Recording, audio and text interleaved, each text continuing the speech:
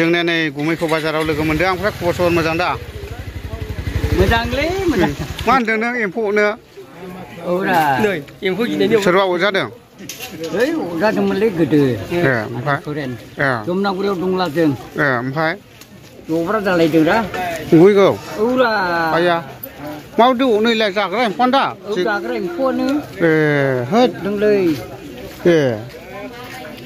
गियोमोन दां एम्फौखौ ने एम्फौखौ गियालै गिनाया माने लादों गाव एम्फौखौ माने न' गंसे लाखाबाय दा औ इन्दि बिलाइथ' हालेयो मोनावहाय मानसलाबायबाय दा बिसिनावहाय थांनानै थाहैबाय आरो एम्फौआ बिसिनाव थांब्ला बे उन्दुसिनबाय दा जि अरबाय एम्फौआ होद मोजां मोनखायो एम्फौ मानबाय थिग बिस जायो बिस दंबावोसो इतलाय बे एम्फौआबो हाथायानो गिदिर गिदिर खारानाया दा लोगोफोर निस्सय खोनाखाबाय बे जोंनि फिसिग्रा जाग्रा एम्फौआबो अनो दे एसे साबधान आरोखि बेयो रियेल घटना दे रियेल बेनिखायनो एम्फौखौ जायाबो नायफिनाबो खाथियाव थांखा दा गुमैया गियो जाहैबाय एम्फौखौ ने गिखायोलै आं निस्सय लोगोफोर नोगोद गिखायो गुमैया ओमफ्राय गावसिनि लोगोआनो अरजाखादोंबो आरोखि ने इन्दि बिलाइबो फांसे नुखा आंनियाव गिखायो दा बाजाराव लोगो मोनदों गुमैखौ ओमफ्राय एम्फौबो गियो ओमफ्राय गावसिनि लोगोआनो जब्रा जागुलायखादों आरोखि अरजानानै डक्टरनाव लांना लायदों ने होद दा खोनाखाबाय आरोखि दा एम्फौ लायोब्लाबो अरजानो नाङा आरो एम्फौजों ओमफ्राय जोंना नैयावहाय मादैया फुरा देलु देला मुलि फानदों आरो नै ने मादै बेफोरो उदै खेबै सानायफ्राव मोजांसै आरोखि फेलेट बिदिखौहाय बे मुलिफ्रा दंफां रोदा रुदुनि आरो ओरैबायदि मोजां उन्दैफोरनि थाखायबो बेबायदिनो लोमजानाय साजानाय गोरबो सावनाय मानाय गोरलैफ्रा खुब लोमजानानै थायो ओरै मिथिया जिराय हामलाङो लोमजायो बेफोरखौहाय बाहायफैनांगौ आरो गानहोनांगौ नै गोरबो सावनायनि मुलि थफ्ला दा गोरलैफोरखौहाय बिदिनो ओरै मिथिया जायो नालाय बेफोरखौहाय गानहोनांगौ आरो ने मादै दा बेफोरबायदि आरोखि बेयो जादों जाहैबाय खैला मैला बाजार ओरैबो दंबावो नै जोंना गुमै बाखालिफोरनि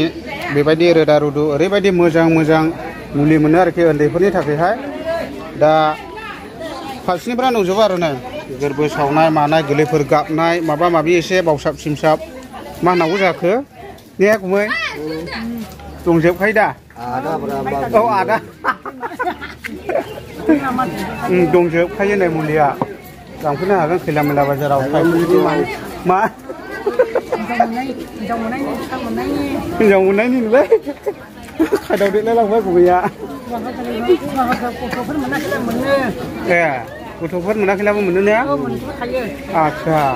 गेन्दा गिदिरा गिदिरब्ला फिथिनो हायो मा गेन्दा गिदिराव गिदिर दंब्ला फिथिनो हायो जिनजाले राहायो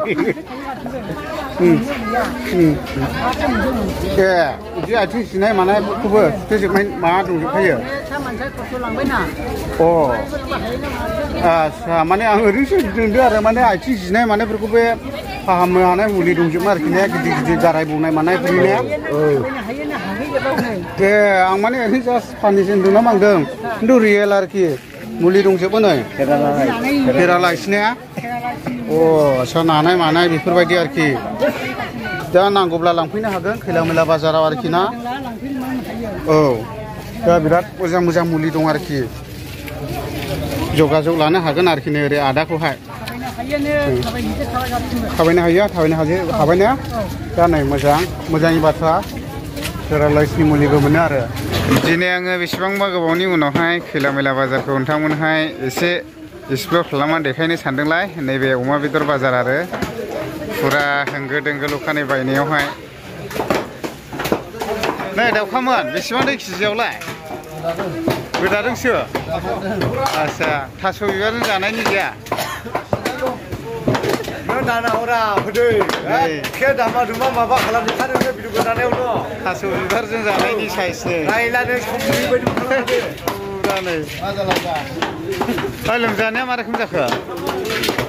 अजाखिसै दा आदसा दे माने आंनाव लांफैदोंमोन आरो मुलि जन्दिस टाइपनि राखांबाय दा आदसा दे मोजां राखांखायो साननिफ्रायजोंनो सानसेनो राखांखायो होस दिनै गोबाङैथारलै अमा बेदरा नोंबो बायदों नारजिजों थास' बिबारजों जाया ए जाबाय थाखायो ने थास' बिबारखौहाय जागासिनो आरो दे लागायदो दे ओमफ्राय एसे ओरै देखायलाबायलांनोसै आङो बाजारफोरखौहाय मा दं मा गैया आरोना अखाबो हादों दे ख्रेब ख्रेबनो मौसमी नहीं है हिले टिही सुखरी झील बांला मैया मौसमी नहीं है सुखरी झील बेयो मन्दिर जाहैबाय ओमफ्राय बाजारा ओरैबायदि डाउन ना दिनैहाय अखाबो हादोंना ओरैबायदि ओमफ्राय गायनाय फुनाय बोथोरा जोबथ'वाखै दा बेखायनो ओरैबायदि बाजारा डाउन आरो नैबे मैगं बाजार ओमफ्राय नैबे दख'ना बाजारानो गैथारा दिनैहाय नै फुरा एम्फौ लाथा नै आयो एम्फौ लाथायानो बेसेबांथो इयो 90 थाखा फवानो जानो मोजांथार मैथाजों लथख' बायदिसिना दङ नै मा मा ओंखारदों एसे देखायनि मैगं बाजारा खोलाजोंबो थाबोबाय दे ओमफ्राय नैयाव दं थास' बिबार नै थास' बिबारालाय अलरेडि सिगांनो जोबग्रोखायो नैयाव दंबावो थास' बिबारा बहल दं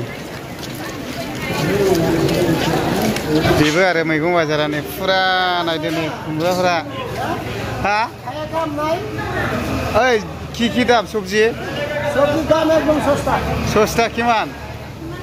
মরিচ 50 টাকা বুয়া আর কি লাগে এই কিবা মিঠালাও চিঠালাও এগুলা কিমান দাম মিঠালাও 40 টাকা 50 টাকা আচ্ছা खोनाबाय दा लोगोफोर फुरा गल'दै मोनामलायखानाय आरोखि संनानै जाबा माबायदि दाम ओरैबायदि दाम ओंखायनो आं मैगंखौ आलदा सालायाव अरखेनायखौसो जायो आं हाद्दि गोनांखौसो आलु गोरलैनै ओइ नुदोंना आलु कट'खौ 50 टाका केजि आल्ला 50 टाका केजि आरो आदा कट' दादा एदे सां खुमरा कट' आदा सां खुमरा कट' 50 टाका आल्ला एत्त दामखौ आबार बहल दाम कम बहल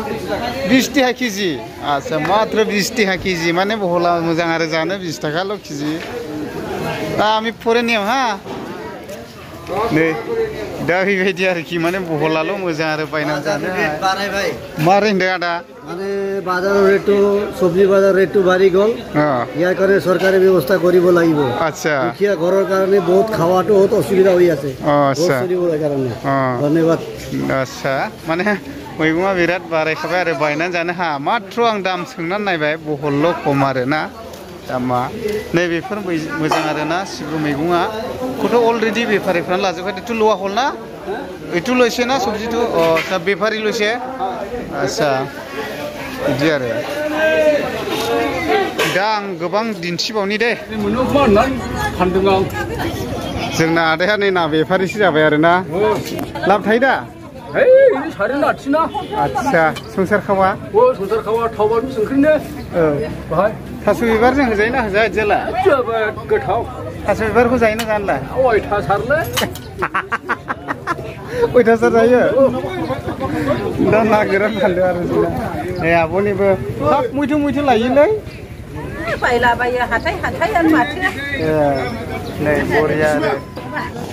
ओमफ्राय बिसोरो गोथां गोथां हाखावनानै फानग्रा आरो नै बेफोरो गोथां गोथांखा बेखौनो देथारनानै हाखावनानै फानो आरो ए 700 গ্রাম कट'खौ এটা কত পোয়া 50 টাকা ভাই অন্য কাজ করো অন্য কাজ করো রে এটা জিন্দা মারা এটাই ভালো তাই নাকি আমি তো ভিডিও করব না আচ্ছা বরিয়া नै 50 টাকা পোয়া आरो मोजां एभेलेबेल ना बेसेबां जानो बायगासिनो दं नै ओरैबो दङ मोजां मोजां रौ ओइ रौ गथ'खौ बेटा 250 हा 250 केजि बे मोजां नै रौआ जानो हा